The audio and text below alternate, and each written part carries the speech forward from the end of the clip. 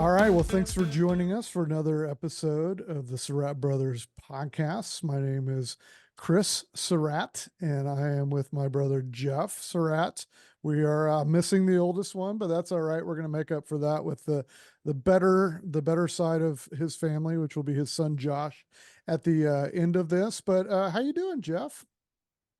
I'm doing well. I was just counting. I think you hit. I think so far in the podcast we've hit the word Surratt nine times. So that could be a new record. But It's yeah, I'm marketing. doing You, good. How you about you? you've heard of brand awareness, right? Where you're supposed to get Uh, something out there as often as you can. So people, when they think now podcast, they think Surratt. It just goes ah, together. Yeah. Brilliant, No, I'm genius. good. It's as we're recording this, it's Pie Day. So I feel like I'm gonna have some Pie. hula pie, which if you've ever been Mm, to Hawaii or a Duke's restaurant, you know the goodness and the glory of the hula pie. So I will be having that tonight. I something exciting. We took our youngest Ashland came over. She's over here for spring break.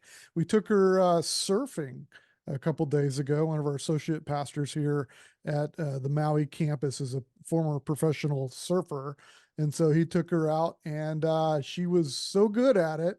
I we may have to move here permanently. wow. Yeah, I thought you already lived there We live temporarily, yes, but we may have to temporarily. spend more time here. So that was fun. So I saw in the news that you guys are getting all sunshine and warmth right now, right? Oh my goodness. Spring in Colorado is a whole different thing. I think it was 67 degrees 2 days ago, and I'm looking out my back window at 20, count them, 20 inches of fresh snow. You don't understand how deep 20 inches is till you have experienced it. My son, my oldest grandson is 6, and my son was scraping the driveway, and he stopped and he took his son out there and he stood him in the driveway, and he said, "We." His name is Mason. He said, "We have a half a mason of snow." It's up to his waist. I was out there. I have a snowblower, and my snowblower gave up. Like it. I was like 90% done, and it just said, "No, I'm not doing it anymore. I quit. This is crazy." And it's not just snow. Like, non-Coloradans are thinking of that beautiful. It is beautiful, but they're thinking of that fresh powder, right? That you hit up on the slopes. This is not powder. This is. I'd say every I would say a cup of snow probably weighs half a pound. Like, this is Mm. wet snow. And yeah, it's crazy. Out Denver shut down today. Every school district, every municipality. I haven't tried to leave because our back streets don't get plowed much, but yeah, but it's okay. It's fun. Wow, Snow that's day. amazing. That's amazing. Yeah. So, uh, people live in Denver for other reasons, I'm guessing, but I don't know what those are. Didn't you tell me one time that you guys will get snow sometime up to and past Mother's Day? Like that's happened? So a church I used to work at got up on Mother's Day one day a guy did got up at the end of the service and said, "Hey, thanks for being here today, and stick around afterwards. We'll have our second annual Mother's Day snowball fight." Yes, it will snow. You can't plant here. There's a rule of thumb every Colorado knows. You cannot plant until after Mother's Day. And so you go down, it's always funny. You go down to the local Lowe's or Home Depot or Walmart, and before Mother's Day, they have all these flowers out, and you watch all the new immigrants, all the new migrants into Colorado, and they're all buying all these flowers. You're just laughing because they're all going to die. Every one of them is going to die. But yeah, no, it Oh gosh. honestly though, Chris, this is a pain. It really is. But coming when we get to spring and summer and fall, it's phenomenal. I just wish winter wasn't 9 of the 12 months of the year. That's what everybody tells me about like Minnesota and Minneapolis. Oh man, for those No, 2.5 months, it's gorgeous. no. I'll take the 3 or 4 months of unbelievable heat that I have in Tennessee over your 7 months of snow. I Oh, just will. Sorry. no. Yeah, You're wrong. Yeah. I'm right. But moving on to other things, I'll be right about. Let's talk about some events that are happening in the world right now. The Oscars. I don't know, Yeah. Geoff, if you got a chance to watch it the other day. You know, I You watched know, the last I watched the last little bit. I hadn't watched in a while. In fact, I don't think I'd watched since Will Smith punched out Chris Rock. But yeah, I wow. watched Well, this. Yeah. I'm a little bit of an Oscars guy. I watch it every year. I've done multiple podcasts on Oscar observations and predictions and all that. So whatever you want to call it. But one thing that was cool here is it started at 1 in the afternoon. It and then Right. ended at like 4. So I wasn't staying up till midnight this time. But a few things that I saw that I kind of liked. One was I liked the presentation of the five that would give out to like the best supporting, best actor, best actress. I thought that was kind of cool. I thought it made it personal. You would watch some of the nominees cry during the speech as they were talking about it. Now there was one exception. If I don't know if you saw Jennifer Lawrence do hers, but she looked like a robot reading a bad teleprompter. But everybody else was great. I liked that, and then I liked I'll just say it. I liked the I'm Just Ken with Ryan Gosling. Hey, before we get to I'm just kidding because I want to talk about that. One in the moment, I agree with you. I like the multiple presenters. In the moment, I was a little taken back, but as I thought about it, Al Pacino announcing Best Picture was Oh man, phenomenal. He walks out, he says, I'm here to announce Best Picture. He opens the envelope, he says, my eyes see Oppenheimer. That was it. There was no build up, there was no recap, there was no here's the movies. It's just here's your Best Picture. It was the best Al Pacino moment for me. And I thought probably time to stop bringing out senile old yeah, actors that was my first to thought. announce Best Picture. Because when he opened the envelope, you couldn't tell if he was actually announcing Oh it no, or, yeah, and nobody no, clapped. It was like, okay, no, yeah, because we that didn't no, know I what had was going the on. same thought. If the band had not played, I think we'd still be waiting to find out. But anyway, yeah, you were talking about. I'm I'm just just kidding. And just however you kidding, feel right? about Yeah. the movie, I did see the movie on an airplane. I enjoyed the movie. It's not the greatest movie of all time. I thought it was overrated, to be honest, but my daughters loved it. But I did think that Ryan Gosling, this was my thought, and we were texting with our other brother during it, and he had this observation. How does Ryan Gosling get to be Ryan Gosling? I mean, Right. it's just the guy can do everything. He can sing, he can dance. He may be the best looking human on the planet, but it was fun. I loved it. What'd you think? You know, it's funny, the Barbie movie. I saw it too. My wife hated it, just really didn't like it. Hmm. Uh, I put it in the middle too. I thought it for creative, I'd give it a 7 or an 8. For like life changing, I'm not a girl that grew up with Barbies, so I don't know. But I actually liked Gosling's performance on the Academy Awards better than even the what he did in the Yeah, movie. Like I thought it was fun. me too. Yeah, I like Ryan Gosling. Like I hated him in The Notebook. I went to The Notebook and I just sat there the entire time thinking, just die from James Garner and the lady star. Like, they're gonna die. That's where we're headed. 10 I minutes in, enjoyed it. I figured out that's her husband. Just die. But they wouldn't I die, and enjoyed it. Ryan Gosling. You Yeah, are and a curmudgeon, isn't that how you say it? Curmudgeon, whatever it is. Yeah, curmudgeon. Yeah, something like curmudgeon. that. Yeah, But Ryan, you yeah, should Ryan die. Reynolds. You should die. I should die? Why should I die? I'm not dying. Ryan Gosling, I loved him in La La Land. Like I thought him Yes, and Emma Stone in La La Land was amazing. You yes. know, this was totally off the topic, but there is a plethora of overly attractive and charismatic Ryans in entertainment right now. So Ryan Gosling, you said, why does he get to be Ryan Gosling? Ryan Reynolds. Like, why does he get it all? Like he is his acting, like with Deadpool, he makes a ton of money off of that stuff. He owns like a tequila or something, or gin, Hmm. aviation gin. I think makes a ton off of that. He bought Mint Mobile and sold it for like $1 billion. He Hmm. owns Wrexham, the soccer team, and Which it's became a now hit documentary. super success. What is up with that? Like, is it the name Ryan?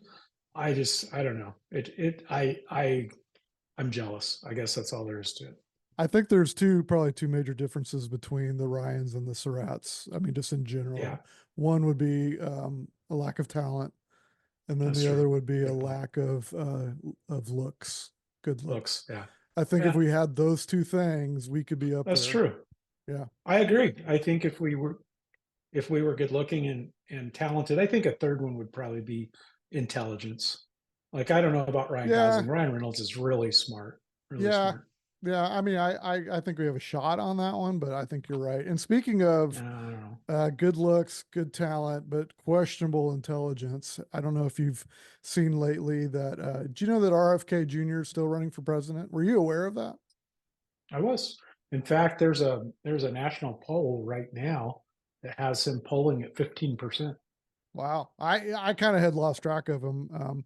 I mean, he's a bit out there. He's a bit crazy. But there were a couple of people that were mentioned as possible VP candidates, and I Hmm. guess he's talked to both of them. So this is kind of serious, and they've both said they would. And the one that caught my eye was Aaron Rodgers, the Aaron Rodgers. former quarterback of the Green Bay Packers, now sort of the New York Jets. He's only played one game, Hmm. but there's hope for the future. And if you followed Aaron Rodgers in the last year or two, I don't know. He's a little out there. He does a lot of drugs.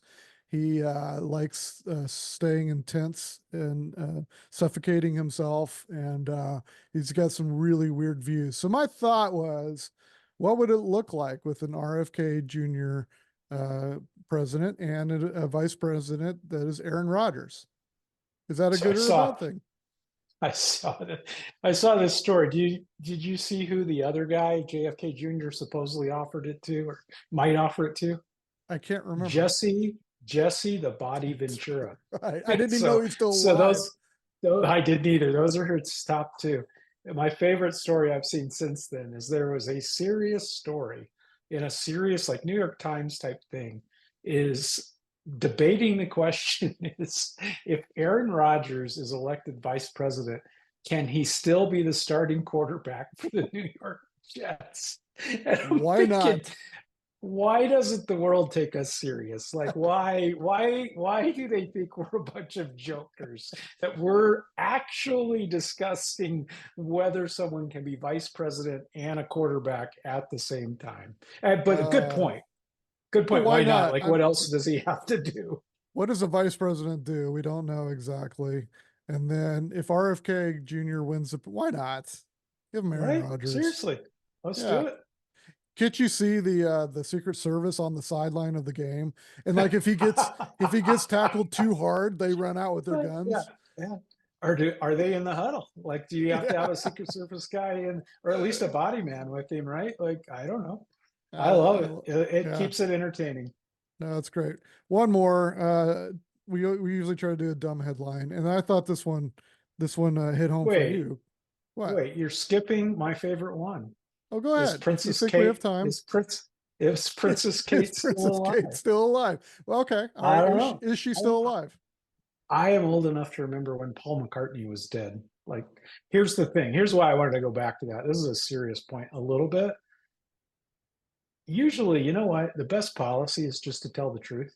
Hmm. Like, if the palace had come out and said, "Hey, here's the surgery she had. We're not going to tell you anything else. None of your business, and we'll tell you when she's back. She's not back yet. We're not telling you." That's like churches do it all the time. All the That's time, true. they cover up stuff, and then you wind up with people.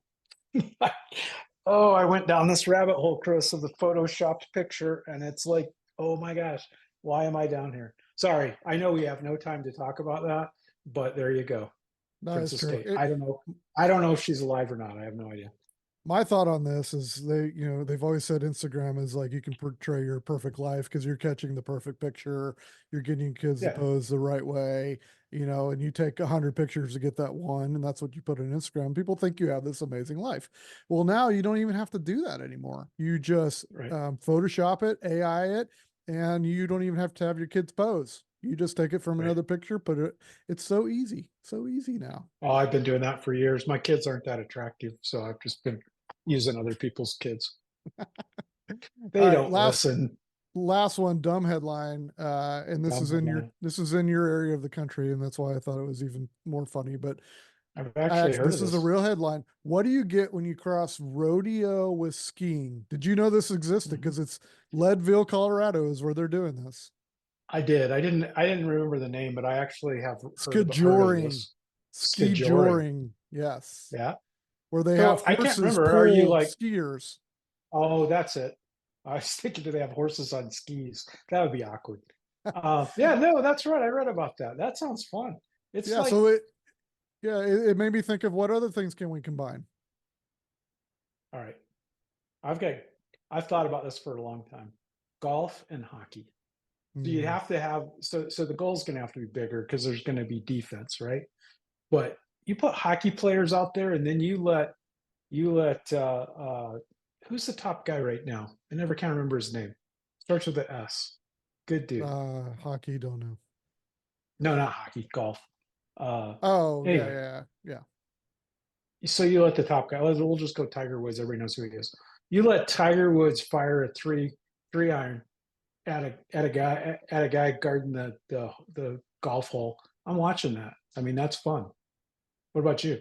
Yeah, that was the first thing that actually I thought of was defense in golf. I think that it Yeah. would make it a sport. I don't like, I Hmm. mean, like, if you did defense in pretty much anything like cheerleading, if you had people trying to knock them off during the competitions while they're Oh, doing that their would be their cruel. things, it could make it a real sport. But I also That's thought of, do you cruel. remember the Seinfeld episode when Kramer decided to combine food prep with showering?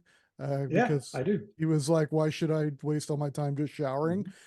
I Yeah. think it's worth at least giving a shot. I Which don't know. one? The showering and food prep. He put a disposable drain in his shower. Oh, no, no. Give me a, that. Okay, so this is our eighth episode. That is your worst thought so far. And that's I down there because you've had some I bad ones. I like it. All right, so let's talk a little bit of church, and then we'll bring Josh into the conversation because he knows a lot more about that stuff than we do. But my thought in as we talk about Josh and at Seacoast, and they still do, but especially when you and I were there were a lot of Surratts. There were a lot of Surratts on Mm. staff. We hired a lot of Surratts. What is it? Do you remember in the campaign? It was a not a non. It was not a non-zero. It was a non-zero number of Surratts that worked there. Yeah, and there's still quite a few. People Oh, used to joke they would call when you call in and you hit SUR to give you a list, and it would take yeah. 30 minutes to go through the list of till they wanted to get the right Surratt. All right. And Seacoast is not the only ones. There's a lot of churches that do. There are a lot of businesses that do that. In fact, it's pretty normal in the business world. You Yeah. see a lot of the family run business, and that's thought of as a great thing. They'll advertise it on the sign. This is a family run restaurant Family or a owned business. family, I always think that's funny. What makes a restaurant better because a family owns it? Like, what if they're all right? bad cooks? Like, I don't. Exactly. But it can also be bad. And what I wanted to talk about a little bit is there a right way or a wrong way to have family members on staff? And then what if you have to fire a family member or let them go? How do you handle that? So what are your thoughts? The word that always gets thrown around is nepotism. And it's interesting. I was talking to a friend about this a while back, and he said, well, if you look up the definition of nepotism isn't hiring relatives. That's not what nepotism is. That's not the definition. Nepotism is favoritism based on kinship. And favoritism based on something other than merit or ability or need or whatever. I always think it's bad. Favoritism because it's my son, or favoritism because it's my cousin, or favoritism because I like this person, or favoritism because I like working with guys more than I like working with women, favoritism because I don't like working with different races. Those are a wide spectrum, but I think those are all bad ideas. And so I think hiring a relative because they're a relative is a terrible idea. Like, it's what, don't do that. Just don't do that. But I think a lot of times, there are many times when a family member may be the best person for the job. Like, if I were, let's say if I were going to I were pastoring a senior pastor of a church, and we needed to hire someone to lead our family ministry. Well, I am married to who I think is probably the number one expert on family ministry in America. She used to lead MOPS International. She used to be vice president of Orange. Like, so I should not hire her if she wanted to, but I should not hire her because she's married to me. That seems crazy to me. What do you think? No, I agree. I mean, one of the hardest things about hiring somebody is having them understand the DNA and the culture of the church or the organization. And you don't get a faster or a fast track to that than having somebody who really has your DNA, who understands the culture that you're building. And a lot of times they grew up in that culture. We're going to talk to Josh in just a minute. And he's now the senior pastor. And he grew up in the culture of DNA just by being the pastor's son. And it makes complete sense for him to now be the pastor. Now, I do think that if you can, some guardrails are good when you hire family members. And one that we had at Crosspoint when I was there, and this is not, can't always be completely the case, but we didn't have family members report to family members. So, for instance, one of our campus pastors hired his wife to come on and be the groups person. And at the time, I was the central ministries pastor, so I oversaw it from a central standpoint. But we decided it'd be better for her to directly report to me than to report to her husband. Now, that can't always be the case. I mean, I remember you were my direct report for several years at Seacoast, and I think that's okay. But I do think that that takes some of the, just weirdness out of it. Do you think that's a good idea? Yeah, I think you got to avoid that whenever you can. I think we missed on that sometimes at Seacoast, to be honest with you. Sherry, my wife, answered directly to me for a while. Now, it was great when it was time for job review and raises because I felt that she needed a big raise every year.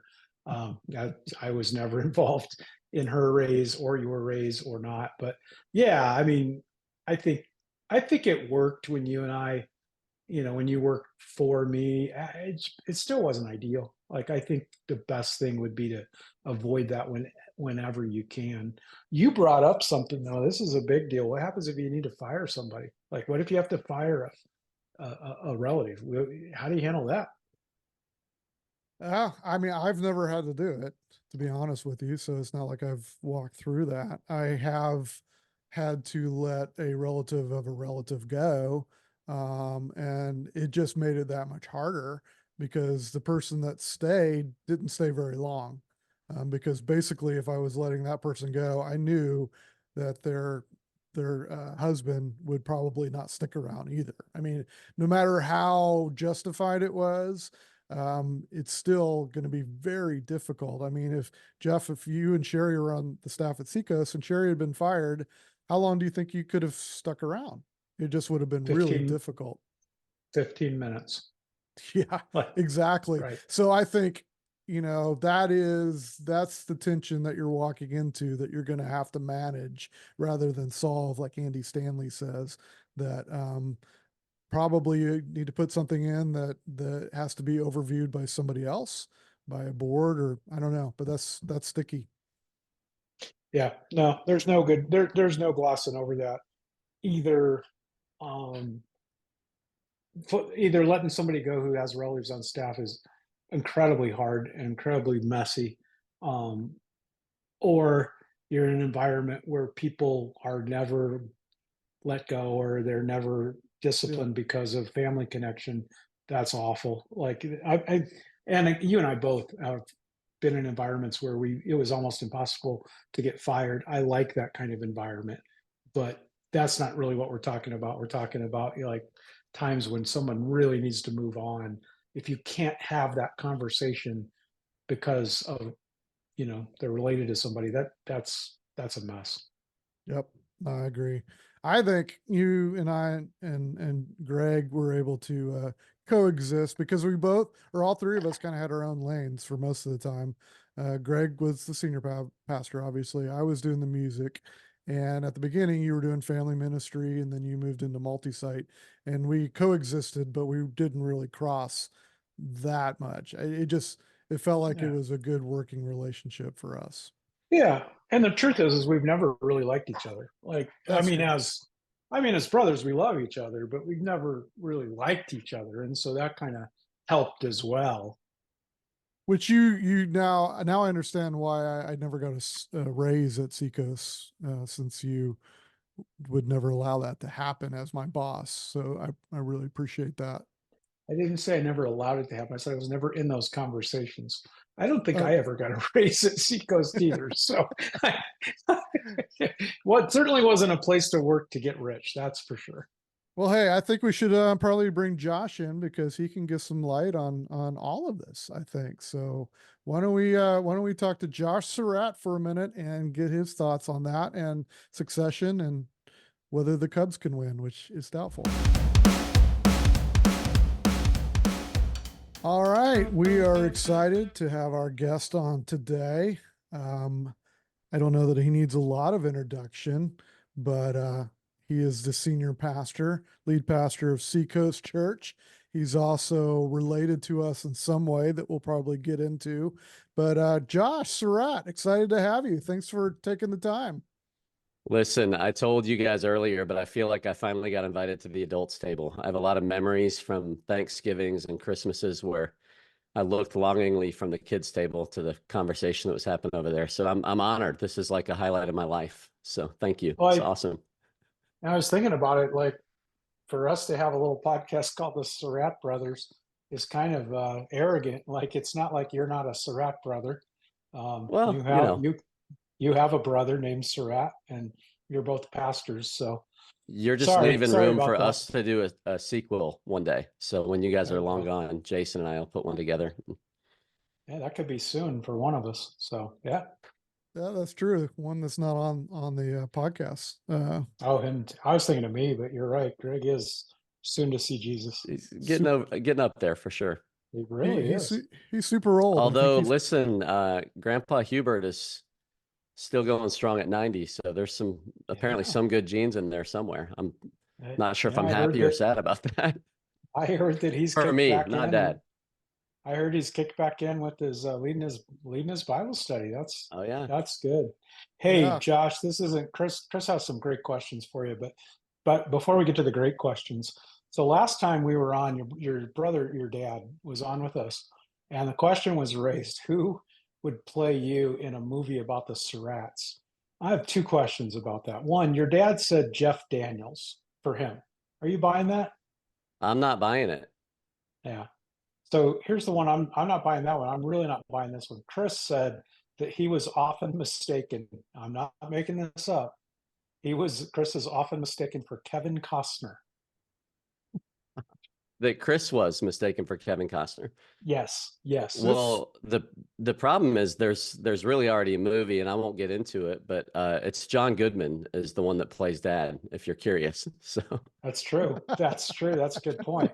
Let's not get into that because we could go down the road of who's playing Chris in yeah, that. we could. That's not good. We just Yeah. don't need to go there. We don't No, want to bring Danny McBride into this. So Please do not, if you do not know what Josh is talking about, please do not Google don't John Google, Goodman, don't watch Pastor it. Danny McBride. Do not. We do But not I do, recommend did in I any tell you way. guys, we'll end that conversation soon, but did I tell you guys that Danny McBride spent about 3 hours with me prior to that in Seacoast Worship I Center? remember you Yeah. saying that. Yeah. I Yeah, that heard was that you were the inspiration for a lot of that a lot of that series. So congratulations, thank you. You know, Yeah. I thought that perhaps trying to kill a president brought the worst smear on our family name, but Josh, I think you may have stepped up the game. I think you well, I've brought it been in that working one. on it for a long time. So The good thing Good is, job. Geoff, that the version that this showed, not to be named, Yeah, it's actually post you and I leaving, really. I it mean, if you is. look at the Yeah, timeline of it, I know. we were not a part of that. So if you do I don't Google and know. watch There's it, definitely not that I've seen it, but there's definitely some of John Goodman's brothers that were prominent in the series as well. So I feel like there's definitely some inspiration that's been drawn. mm, mm, I would just like to clearly say sometimes people confuse our voices. This is Geoff. I am not the one talking about this series. So I just want to clear that this is Chris. I also clarify I'm not. It is up. Josh, who, Josh. again, we're not exactly sure if he's directly related, but he does have He the is last name related. Surratt. Does he? I, Eh, I remember when Josh was born. He's our That's why I don't.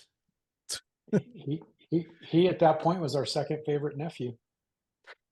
that's true. That is It's an true. honor. All right. Should we get into the real stuff here?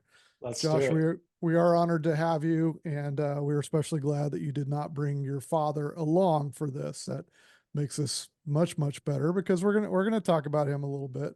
But I'd love to know or give our listeners a little picture of you went from the PK pastor's kid at Seacoast, causing most of the trouble, if I remember correctly, when I would visit, most of the problems. You went from that to now the lead pastor of it. Give us a little bit of a snapshot of what that journey looked like. Yeah, well, yeah, both of you were around for my PK years. I definitely took a couple of years of searching before I really fully gave my life to Christ in college. And it's not fun being the son of a megachurch pastor when you're trying to get away with, bad things on the weekends. So it was definitely challenging. One quick detour that I took is shortly after I gave my life to Christ, somebody decided it was a good idea to hire me on as an intern, maybe 3 to 4 months afterwards. And I got fired about a year later from that job. And so it wasn't a straight up and to the right direction for sure. But I can remember when, But hey, I'm sorry to interrupt you, Josh. I just got to say, I don't know if we can say it this way, Chris, but that's one of the most ballsy, not smart things I've ever heard is, we won't name who, they're no longer at Seacoast, but the person who decided to fire the pastor's son, like that's bringing it. Like that's bringing it right well, there. So especially when I tried to resign first. So, and he said, no, we're going to do this a different way. I no, said, we okay, want you to do make whatever you want. sure that you are fired. Oh We my want it on the goodness. record that Josh Surratt is fired. I love it. I Oh love it. That's boy. right. That's right. But when the team first started talking to me about potentially leading the church, I personally, probably alongside of both of you, thought it was a terrible idea, and I'm sincere about that. Geoff, I think you were still on our team at the time, but I remember telling my dad that there's at least 10 people on this staff that I would gladly follow. And I said, this church has changed my life. I've met my wife here. I'm going to raise my kids here. Please don't ruin this place by putting me in charge of it. And I say that there was a lack of confidence, but it was sincere because when I looked around at the church landscape, at what mega church pastors looked like, I really didn't see anybody that looked like me. I didn't see my gift set, my skill sets. I'm not as much of an apostolic, hard charging leader as much as I am. I feel like a better pastor than I probably am a leader. No, I think I've grown a ton as a leader from those early days of even them talking about it, but I really didn't see it. I didn't see it. I didn't want to preach. I thought the only model, because the only one that I'd seen is the lead pastor preaches, 80-90% of the time. Now, obviously, over time, we developed a teaching team here at Seacoast, and it looks a lot different now. And it even looked a lot different when I took it over than, the early days. But so anyways, I didn't see myself doing that. And so, so I'm telling you from my perspective, it seemed like a really bad idea. I'm 10 years in now. Still, I don't think it was a great idea, but I think it's worked out pretty well. What I didn't know was happening is the team was kind of intentionally putting me in some different scenarios to help me grow into the leader that I needed to be in order to take over that role. And so that was long before they started talking to me about it. But I helped to lead the first campus that we launched. I actually was in a sound booth. I was learning how to connect wires and turn on, projectors. And Geoff was pretty integral in those days. Chris, I think you were pretty much, well, you were doing music back then, but I you was in the hadn't left for music. Greenville Yep. yet. But Yep. so, I learned how to do a lot of that, learned how to serve in some behind the scene roles, and then became a campus pastor, a small groups pastor, and, had different roles along the way that I think did help prepare me, and probably as much as they prepared me, helped me gain some credibility in the eyes of my peers, just so that, I was here to, I was a capable employee. And I think I did carry a chip on my shoulder in the early days that I wanted to be, work harder, make sure that I was here longer, show up to all the things. And I don't know how healthy that was for me, but I do think it was helpful in terms of the staff not thinking that I felt like I was entitled to anything, and I didn't. I really thought it was a bad idea, and I'm not sure who made the decision, but it's working out okay now. And to get into like leading a church in this, I think in our culture today, and even leading a mega church as a second generation leader, what I'm seeing, I was on a call yesterday with a guy that you both know. I'll name him because it's a good thing. But Felipe Santos, who took over Echo Church in San Jose, and we were just talking about you know, I believe you'll see a lot more of the up and coming pastors that maybe have more pastoral gifts, maybe more twos on the Enneagram than threes, that can shepherd people well. And I think obviously there's room for all different types of leaders, but it's affirmed that I didn't have to look like Stephen Furtick in order to, successfully lead a church. So I think, Geoff, we're No, having Felipe's boss, our former boss, on the podcast pretty yeah, soon. That'll be a fun yeah, conversation. we're having Andy on. We'll have Felipe on. Um, uh, Josh, I remember when the conversations first started that it just began to feel like, you know what, it makes sense that when Greg gets to a point to step back from Seacoast, and this was long before he was even, beginning that process at all. And it became very, very obvious that you were the right guy, like you were the guy to succeed him.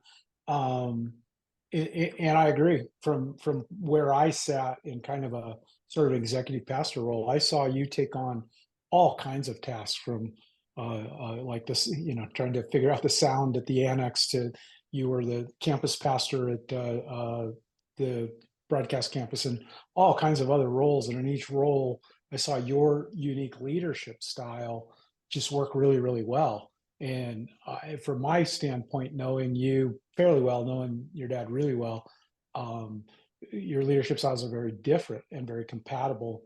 And what I'm seeing, I don't have a question in this, Chris, sorry, but what I'm seeing, Josh, is I think that, and I'll name some names and you might disagree, but I think I'm seeing you, Todd Mullins at Christ Fellowship. You mentioned Felipe out at Echo Church, and the three of you are very different guys, but I see you guys redefining what it looks like, the character's not right, but the personality profile of a pastor of a megachurch. I talked to a guy years ago who did his master's on the Enneagram number of megachurch pastors.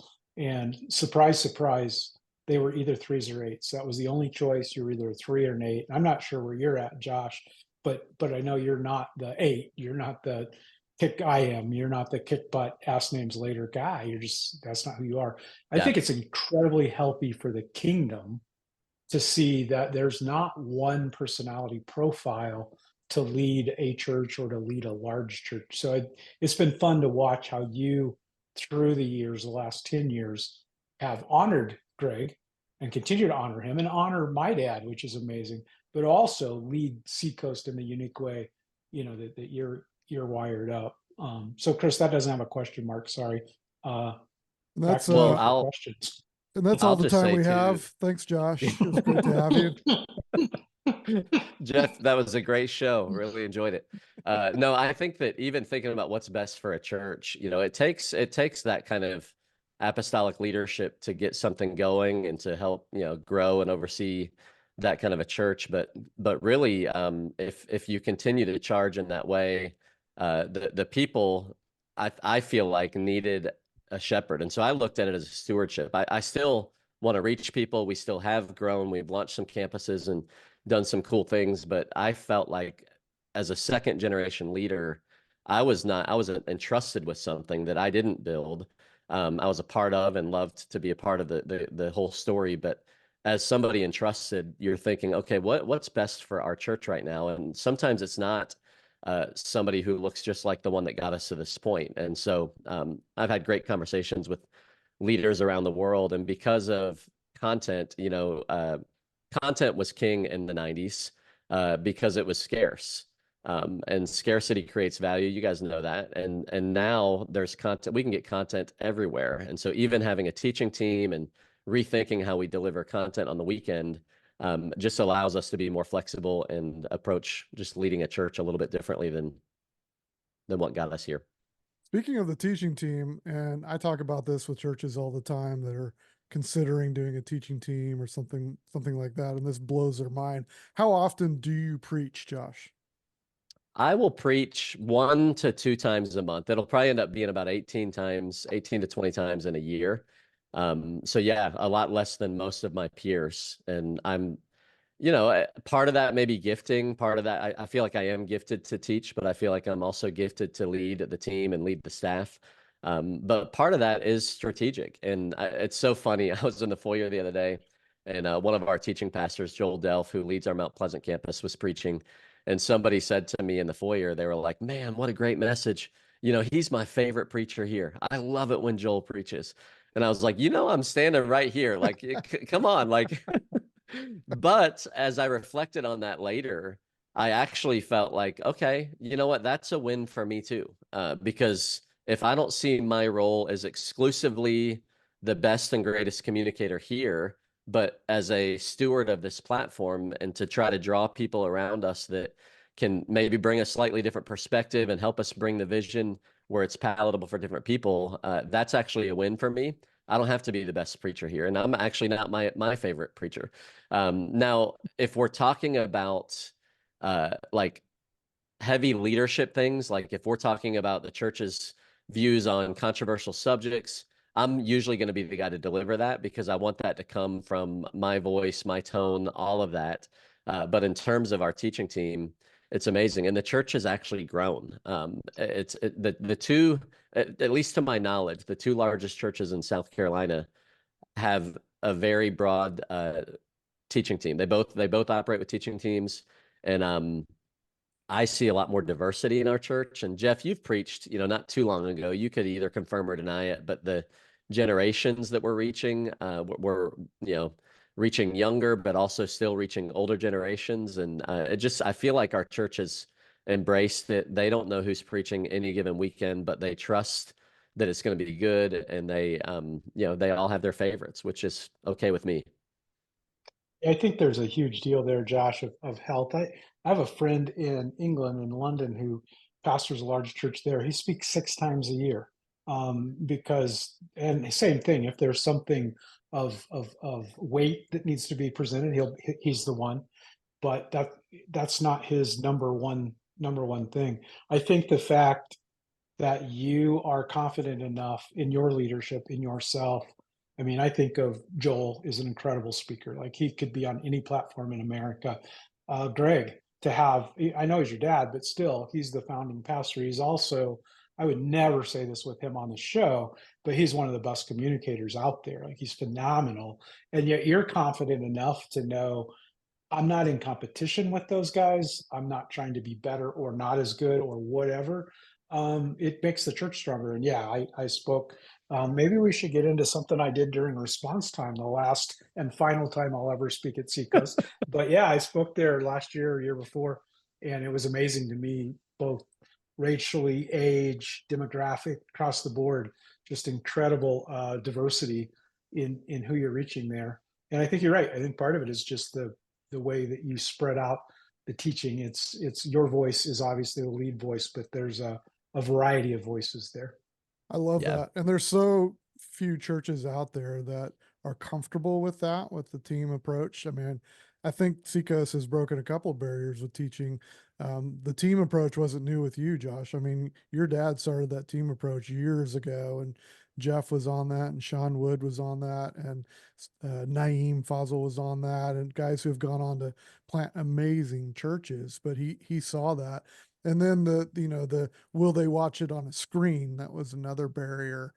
So not only are you guys succeeding in getting people to watch on the screen, they're not even watching the lead pastor most Sundays, which Yeah. I don't know that that's a universal. Every church could pull that off, but you guys have definitely set the example of how that can look, and it can work, which is amazing. Yeah. I did Yeah. want to ask you about succession from your dad, and we both, or all three of us, have seen successions that have gone well, successions that have not gone well. I just saw a video recently from a large church where they went through a succession. The lead pastor stuck around for a year, and they did a video and said it didn't work, that it just wasn't good for the church. The original pastor was going to have to move literally states for he felt for it to be healthy. And obviously you guys are doing great with your dad right there, but what are some reasons why it has worked? Maybe some tips for other churches that are walking through this or going to walk through this. Yeah, definitely. I think 80% of the reason it's been successful is the team that passed it off to us. Honestly, I think it's really hard when a pastor stays well beyond his time to be there. And in our case, Dad was 57. I think he was too young. I think it was too early, personally. And I felt that way in the moment too. But in hindsight, I do think I'd rather, because I'm already thinking, I'm 44. I'm already thinking about when and how do I want to pass this thing off to make sure it continues to be successful. And if I'm going to make a mistake, I want to make it earlier than later, because it was still healthy. It was still growing. It was still, viable at that point. And so I really do think, and I've been talking with one of our trustees who was our COO at one point. You guys both know him, Jack Hoy.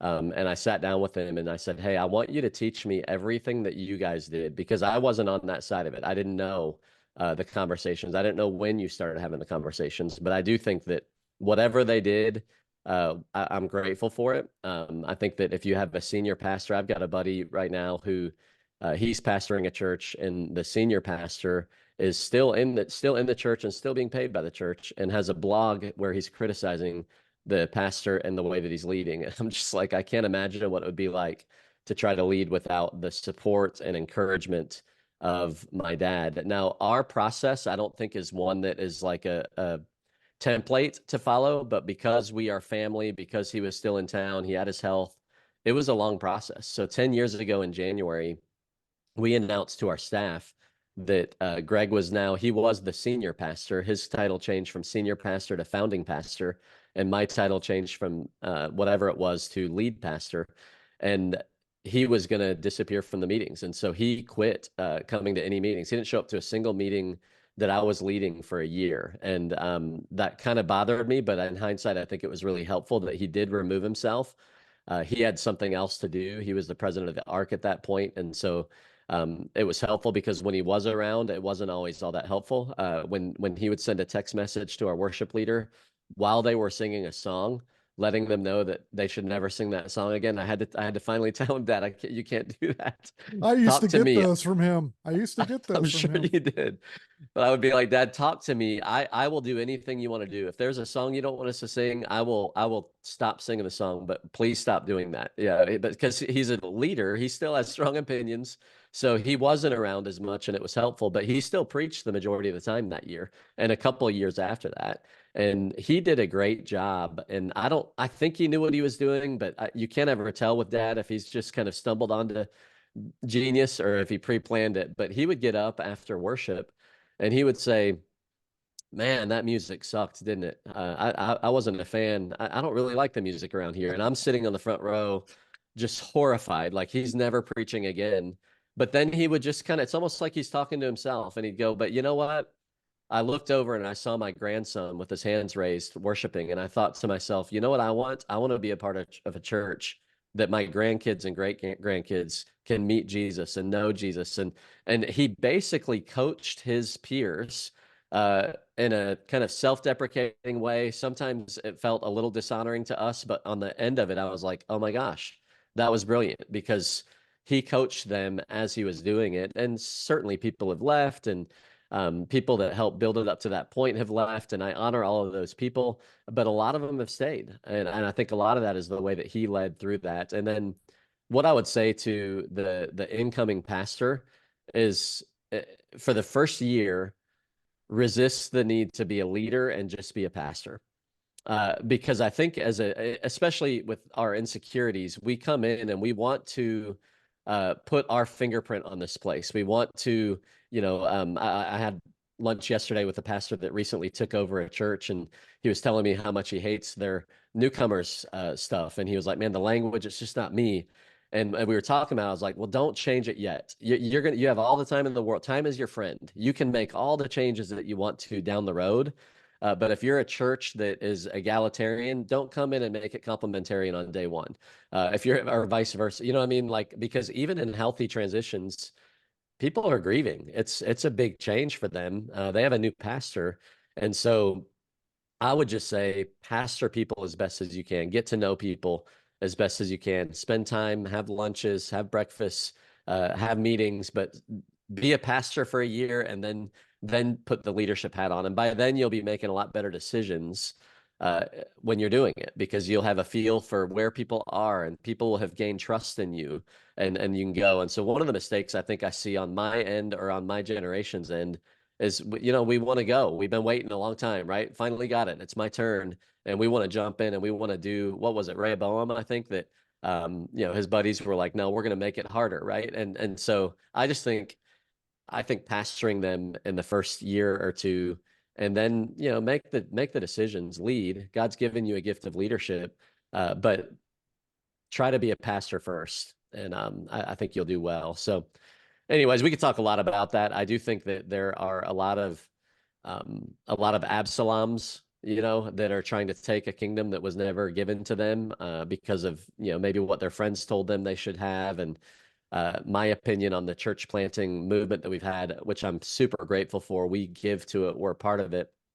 But I do think that there are a lot of people who just weren't patient enough to take something that may have been given to them down the road, and so they went and felt like they needed to lead their own thing. And so I talked to next generation leaders about being patient, about serving somebody else's vision well, before you have other people serving yours. And then I think we have some King Sauls on the other side, that the anointing is gone, the calling is gone, and everybody knows it, but they refuse to leave. They refuse to move on. And I don't say that lightly, because there's very practical, real needs financially, purpose. Well, all of that stuff is stuff that my dad, thankfully, with purpose, had something to do next. And so it was easier for him to step into that. But so don't be an Absalom and don't be a Saul. And then David, not that he was perfect, but he leveraged all of his resources so that Solomon could build the temple.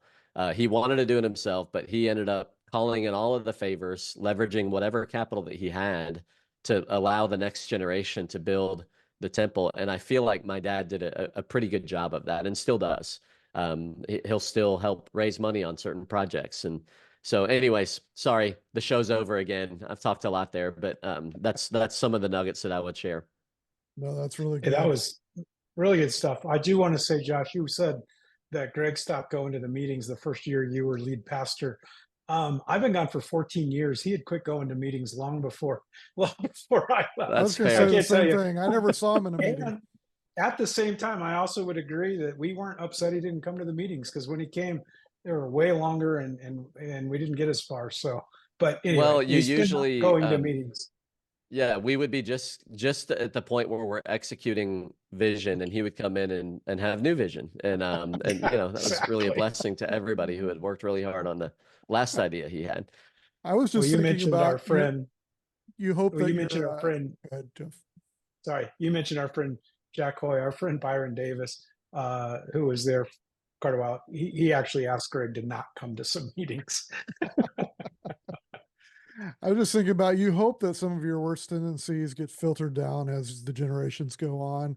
And I was thinking about your dad, how he would text that he hated that worship song. And actually, when I was doing it, it was pre-text. So he would just catch me at the after meeting and say, don't ever do that song again. But your grandfather, I also led worship for him for a while. And he would get up during the service. This happened multiple times. Stop the song in the middle of it. He would go, Chris, stop that song. Nobody likes it. Nobody's singing it. Let's do something God. everybody likes. Not an Oh my exaggeration. gosh. That So I tells think you it's a lot about filtered. grandpa. And you led a lot of bad songs, apparently. It sounds like over the years. So Yeah, I think both of those things can be true at the same time. Yeah, that is very true. We got one more for you, and this is probably the most important one as we wrap up. We had a discussion with your dad on the last podcast about the World Series. The baseball season is coming up, and he made it pretty clear that he felt like the Cubs were going to win the World Series this year. They're going to basically go from worst or close to worst to first. And Geoff and I had different opinions on that. Geoff is, if you're watching the video, showing the team that will at least have a shot at it. Do you feel the same? Do you think the Cubs are going to win the whole thing this year? Well, we are at a little bit of a disadvantage because there's a team down in Houston that really employs some pretty creative practices to get their World Series titles. But I still think, despite those odds, I think that we've got a good chance because I wouldn't be a Cubs fan if I didn't have hope before the season. Now, usually we're mathematically eliminated by June or July, but I do believe we're going to be good. We re-signed Bellinger. We've got a strong pitching rotation. We actually have a strong farm system. We sold our future to win the World Series in 2016, and I'm not mad about that. But I feel like we got a good shot. I'd be willing to. No, I wouldn't because I don't gamble. But if I did, I'd be willing to put $5 on the line right now that says the Cubs will have a better record than St. Louis Cardinals at the end of this year.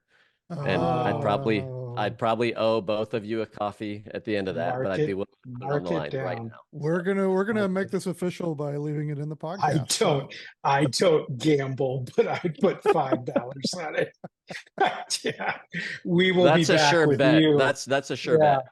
Yeah, we will circle back on that. So I told him last time that I think the Colorado Rockies, where I'm at, will actually be relegated to the minor leagues at the end of this season. So we know the Cubs relegation. I don't understand anything about soccer, but that is pretty cool. I like that if you play really bad, you go to another league for a while. So I think we should do that in all sports. That's a really great idea. All right. Well, we should wrap it up. I know you got important things to do. And I'll tell you what, this Thanksgiving, we're going to let you sit at the adult table. Speaking of relegation, we're going to relegate your brother, Jason, down to the kids' table. We'll let you up at the adult table, and it'll be a lot of fun. But thanks for hanging out with us, Josh. Hey, we banter a lot. You can probably tell that the Surratt love language is sarcasm. But I love this podcast. I've listened to every episode. I know I'm related to you, so I certainly am probably biased. But thanks for having me on. It's been a blast. Thanks, man. Thanks, Josh. See you. Well, that was cool talking to our nephew, Josh. What do you think, Geoff? I loved having Josh on. We don't really get to talk that often. I've always felt bad, though. I mean, he's an incredible younger leader and doing a great job at Seacoast, but what Greg did to him with making him a Cubs fan, like I think that probably it's definitely child abuse in some way. But other than that one thing, Josh is a phenomenal leader. I was glad he was spent some time with us today. Yeah, no, I agree. You and I both watched him basically grow up at Seacoast, and at one point in his life, if you would have said he was going to be a lead pastor of a megachurch, I would have quit talking to you. I would have said you're basically Aaron Rodgers of the church world. But he's amazing. He's done an amazing job there. I heard Greg one time say if he had known it was going to go that well, he would have done it quicker, the transition. And so anyways, all right. Well, that's going to wrap it up for this episode of the Surratt Brothers. Again, if you like what we're putting out there, like it. Seriously, go to Apple Podcasts, say you like it, give us 5 stars, comment, subscribe. If you haven't subscribed, that's the easy way to get your podcasts. You don't have to go looking for them. You just see it in your feed. And so we appreciate you, and we'll see you next week for another episode. See you next week.